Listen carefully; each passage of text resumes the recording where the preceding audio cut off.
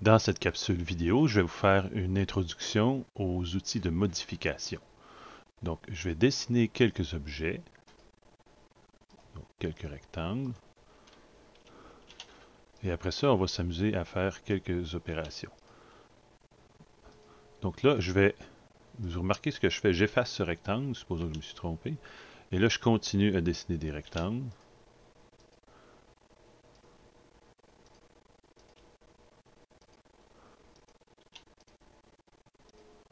Donc, avant de parler de modification, je vais parler des commandes qui nous permettent de canceller la dernière opération ou rétablir la dernière opération. Donc là, j'ai dessiné quelques rectangles. Vous remarquez que pendant l'opération, j'ai effacé un rectangle et j'ai continué. Si je viens ici en haut et je clique la petite flèche par en arrière, je vais annuler la dernière commande. Et si j'ai annulé, je peux rétablir la dernière commande. Donc ça, c'est le fameux CTRL Z que je peux faire aussi avec mon clavier. Donc si je fais CTRL Z, ça cancelle la dernière opération. Et si je veux refaire la dernière opération, je peux recliquer ici sur la petite flèche. Il existe aussi une commande qui s'appelle reprise. Reprise, ça permet de canceller la dernière chose qu'on a effacée. Donc là, si j'écris reprise dans ma ligne de commande, qu'est-ce qui va se passer? C'est qu'il va remettre le rectangle que j'avais effacé tantôt. Il y a peut-être 3, 4 ou 5 commandes. Donc, reprise, c'est pas la même chose que undo, qui est le annuler, qui est ici. Donc, reprise, c'est vraiment, euh, ça, ça va chercher dans la séquence des commandes la dernière fois qu'on a effacé une pièce et ça va la déseffacer si vous voulez. Bon, ça, c'est ce que je voulais vous montrer par rapport aux annulations de commandes. Maintenant, on va vraiment regarder euh, les commandes de modification. Donc, la première commande qu'on va regarder, c'est la commande miroir. Donc, miroir, c'est l'équivalent de faire une symétrie comme vous faisiez dans un cours de mathématiques. Donc, quand on fait miroir, la première chose qu'il nous demande, c'est de sélectionner les objets qu'on veut copier. Donc, je sélectionne mes objets. Et là, quand j'ai fini, là, je suis encore en train de... Il me demande encore de sélectionner les objets. Là, je fais Enter pour dire que j'ai fini. Et la prochaine question qu'il me demande, c'est spécifier le premier point de la ligne de symétrie. Donc ça, c'est vraiment l'axe de symétrie. Donc, exemple, moi, je veux partir d'en haut ici et aller jusqu'en bas. Donc, si je fais une belle ligne verticale, il va me faire une belle symétrie comme ça. Mais je pourrais aussi faire une symétrie oblique. Exemple, je pourrais copier la pièce avec un miroir qui ne serait pas vertical. Bon, moi ici, c'est évident que ce que je veux faire, c'est copier. Donc là, je vais mettre une belle ligne verticale et il va me demander aussi, quand je fais un miroir, est-ce que tu veux effacer l'objet source? Donc, si votre but, c'est juste de retourner une pièce horizontalement, tu pourrais dire oui. Mais là, moi, comme je veux avoir les deux moitiés de mon dessin, je veux les conserver, je vais dire non. Donc, je n'ai pas effacé l'objet source. Donc ça, c'était la commande miroir. Vous pouvez faire des miroirs dans toutes sortes de directions. C'est très pratique quand on a un dessin qui est symétrique de gauche à droite ou de haut en bas, ou même des fois, je pourrais faire un exemple ici. Supposons que je veux faire une genre, je vais dessiner un peu n'importe quoi. Supposons que je veux faire une genre d'étoile. Je pourrais faire une double symétrie. Donc je prends ça, je fais miroir et je fais un premier miroir vertical, exemple comme ça, et je ne veux pas effacer l'objet. Et maintenant, je recommence et je fais un deuxième miroir horizontal et je conserve mon objet. Donc, vous voyez, j'ai comme créé une forme qui est doublement symétrique. Donc, ça, c'était un petit résumé de comment fonctionne la commande miroir. Maintenant, deuxième commande que je veux qu'on regarde, c'est la commande décaler. Donc, décaler, c'est la commande qui est ici dans la barre de modification et ça permet de faire des lignes parallèles. Donc, on peut décaler des lignes droites, des lignes courbes, un cercle, une polyligne, une ligne, un rectangle. Tous les types de lignes pratiquement peuvent être décalés.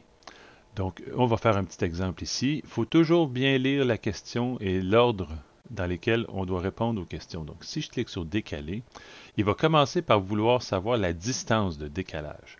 Donc, supposons que moi, je veux faire un décalage je pourrais cliquer une distance dans l'écran, du genre, cliquer ici, je voudrais faire un décalage de cette distance-là, ou j'aurais pu aussi l'écrire directement dans la commande.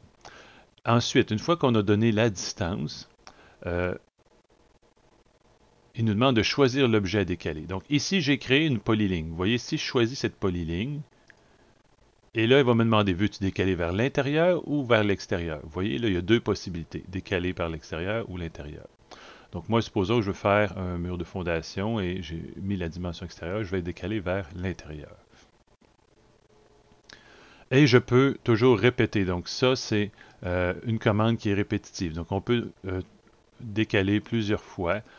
Si vous voulez sortir de la commande, comme d'habitude, vous faites échappe, espace ou enter. Donc ça, c'était grosso modo la commande décaler. Maintenant, si au lieu d'avoir une polyligne, comme ici, vous avez des lignes. Donc, vous voyez, ça, c'est la même forme, mais ce sont tous des objets séparés. Donc, c'est la même forme qui a été créée avec plusieurs objets lignes au lieu d'un seul objet polyligne. Je vais juste vous montrer la différence entre décaler une polyligne et décaler des lignes. Je refais la même chose, décaler. La distance, supposons que je veux garder la même distance que tantôt, il me propose déjà la distance. Donc tantôt, j'avais cliqué des points un peu au hasard, ça me donnait une distance de 62,64. Donc là, je fais Enter pour conserver la même valeur que tantôt. Et là, je peux décaler des objets. Je prends ma ligne. Et là, ce que vous allez remarquer, c'est que si je décale chaque ligne, ça ne fera pas exactement le même résultat. Parce que maintenant, vu que ce n'est pas une polyligne, donc ça va me créer des coins qui sont mal ajustés. Donc ça, c'est juste une petite habitude. Si vous voulez vraiment avoir un beau décalage avec des beaux coins bien ajustés, vous êtes toujours mieux de travailler avec des polylignes qu'avec des lignes. Vous voyez ici maintenant, je serais obligé de venir ajuster mes coins parce que si c'est pas ça que je veux avoir, les lignes et les polylignes ne se comportent pas de la même manière. Donc ça, c'était la commande décaler. Donc, je vous rappelle qu'elle se trouve ici, la commande décaler. Prochaine commande que j'aimerais vous montrer, c'est la commande chanfrein. Donc, un chanfrein, qu'est-ce que c'est? C'est lorsqu'on a un coin d'une pièce qui est taillé en billet. Donc, supposons que j'ai une forme rectangulaire et que j'aimerais avoir des coins qui seraient taillés en billet. Donc, des coins qui seraient comme un peu comme ça. Donc, je voudrais effacer le coin, mais au lieu d'avoir un coin rectangulaire, avoir un coin à 45 degrés. Donc ça, c'est ce qu'on appelle un chanfrein. Mais là, ce que j'ai fait ici, c'est pas un vrai chanfrein, c'est que j'ai fait une vulgaire ligne. Mais on va voir ensemble la commande chanfrein. La commande chanfrein se trouve ici aussi dans les commandes de modification. Donc, vous avez le choix quand vous faites des coins, soit de faire un raccord, donc ça c'est comme un coin arrondi, ou un chanfrein. Donc, le chanfrein, c'est comme ce que je viens de vous montrer ici, c'est les angles coupés avec une petite ligne en diagonale. Donc nous, on va commencer par chanfrein. Première chose que on va nous demander, si vous dites rien, lui, il va présentement regarder dans les lignes de commande, les chanfreins actuels sont de 0 et de 0. Donc si je dis je veux faire un chanfrein de cette ligne-là et cette ligne-là, il ne se passe rien parce que le chanfrein est d'une valeur 0. Donc je reclique sur chanfrein ou je refais espace pour relancer la dernière commande. Et là, je peux lui donner les distances. Donc pour avoir les distances d'écart, je clique sur écart. Et là, il me demande c'est combien ton premier écart. Donc moi, supposons, moi je veux un chanfrein de 50 par 50. Et maintenant, je choisis mes deux lignes. Donc vous voyez ici, le coin a été taillé à 50 par 50. Si vous voulez un coin qui ne serait pas à 45 degrés, vous pourriez faire, par exemple, un écart de 100 par 50. Donc ça, c'est si tu choisis la première ligne, ce sera 100 sur la première ligne et 50 sur la deuxième. Si je fais le contraire, si je refais chanfrein et je mets encore les mêmes valeurs, 100 et 50, mais j'y vais dans l'ordre inverse, lui en premier, lui en deuxième, bien là vous allez voir, le 100 était sur cette ligne ici et le 50 sur l'autre.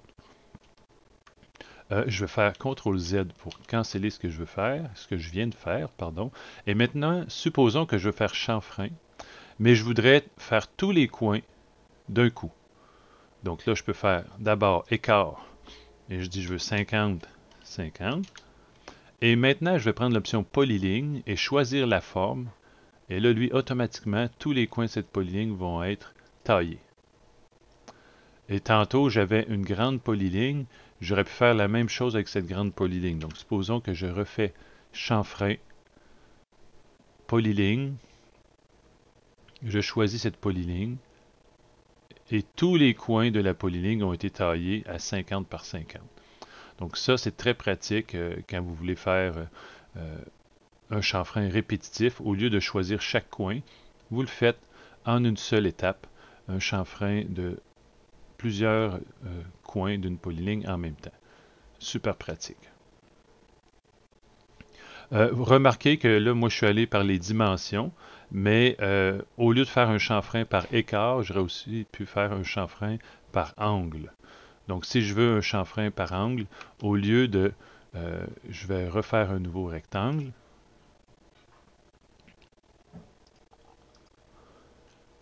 Donc, si je veux utiliser la commande chanfrein, mais avec l'option de l'angle, je clique sur angle. Et maintenant, on me demande la longueur sur la première ligne. Ça, c'est comme d'habitude. Je mets 100. Mais maintenant, il me demande l'angle. Je peux mettre, exemple, 22,5. Et là, je vais aller choisir ma ligne, la deuxième ligne. Et là, il me fait une longueur de 100 et un angle de 22,5. Donc, c'est deux façons différentes de faire la même chose. Si vous connaissez l'angle et pas les distances, vous y allez par l'angle. Si vous connaissez les distances, vous pouvez y aller par les distances. Une dernière chose que je veux vous montrer dans la commande chanfrein. Donc, je vais me refaire un nouveau rectangle, ici, et je vais faire chanfrein. Et supposons que je veux faire un chanfrein avec l'option écart, comme tantôt. Mettons, je vais faire différent, 75 par 75.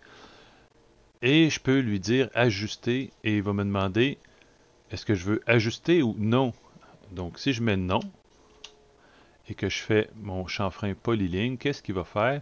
C'est qu'il va faire un chanfrein, il va créer des chanfreins, mais il ne va pas ajuster mes lignes. Donc, vous voyez, la forme de départ est restée là, puis il a juste créé des petites lignes à 45 degrés dans les coins. Donc, ça, c'est l'option non ajustée. Et tantôt, quand je l'ai fait sur l'autre rectangle, c'était l'option par défaut, qui était l'option ajustée, qui est la plupart du temps ce qu'on veut faire. Il y a une autre commande qui ressemble beaucoup à chanfrein, et qui est même placée dans la barre de modification avec chanfrein, qui est la commande raccord. Donc la commande raccord, au lieu de créer des coins obliques, comme on a vu, si vous regardez dans la barre de menu, au lieu de créer des coins obliques, comme chanfrein, va créer une courbe. Donc va vraiment faire un arc de cercle pour venir arrondir le coin d'une forme. Donc ici, je peux enlever, je vais canceller ma dernière commande. Et au lieu de faire chanfrein sur cette forme-là, je voudrais faire raccord. Donc, raccord, par défaut, a un rayon de 0. Donc, si je dis faire raccord de cette polyligne, il ne se passe rien parce que j'ai demandé un raccord de 0. Donc, je refais raccord et maintenant, je lui dis le rayon que je veux. Moi, c'est de, supposons, c'est 85. Et je choisis ma polyligne, un peu comme tantôt. Et là, je peux faire tous les coins de cette polyligne d'un seul coup. Ont des rayons de 85. Bon, est-ce que pour les autres options si vous regardez la commande, j'ai d'autres options comme ajuster. Donc ça, c'est la même chose. Donc ajuster, je peux décider d'ajuster ou pas, la même chose que chanfrein. Puis sinon, si vous utilisez pourquoi on peut faire des ajustements de 0, ce qui est bien avec la commande ajuster, c'est que si j'ai deux lignes, supposons que j'ai une ligne comme ça, puis j'ai une autre ligne ici, qui ne se touche pas, OK? Et là, je viens faire, j'ai dit ajuster, mais c'est la commande raccord, et je fais un raccord avec un rayon de 0. Bien, ça peut me permettre aussi de raccorder des lignes. Donc, je prends L et L. Donc, la commande raccord permet pas juste de faire des coins arrondis, mais quand j'ai des lignes qui ne se touchent pas, si je mets un rayon de 0, permet de raccorder deux lignes ensemble en une seule commande. Okay? Donc ça, c'est pour ça que la commande s'appelle raccord. Elle ne permet pas juste d'arrondir les coins d'une forme. Pour le reste, quand on est en train de faire des raccords, donc supposons qu'on a plein de lignes qui se croisent un peu n'importe comment, et puis là, on est en train de faire des raccords, donc moi je fais la commande raccord avec un rayon de, supposons, 25, et là, je fais des raccords sur certaines lignes, ici, et là, il faut toujours que je refasse Enter pour relancer la commande, ici. Si je veux automatiquement que la commande se répète, je peux faire l'option multiple. Et là, la commande va continuer de fonctionner. Je n'ai pas besoin de relancer la commande. Je peux faire ça. Et si je m'aperçois que j'en ai fait un de trop, je peux faire annuler, qui est ici toujours le U. Donc, je reviens en arrière, qui est la même chose que si je faisais undo ici. Par contre, le undo, lui, annule complètement la commande, tandis que quand je fais le annuler dans la commande, il annule seulement la dernière fois que j'ai fait un ajusté. Donc, il annule pas la commande au complet, mais seulement la dernière séquence. Donc, c'était une présentation de quelques outils de modification. On aura la chance de voir d'autres outils de modification plus tard.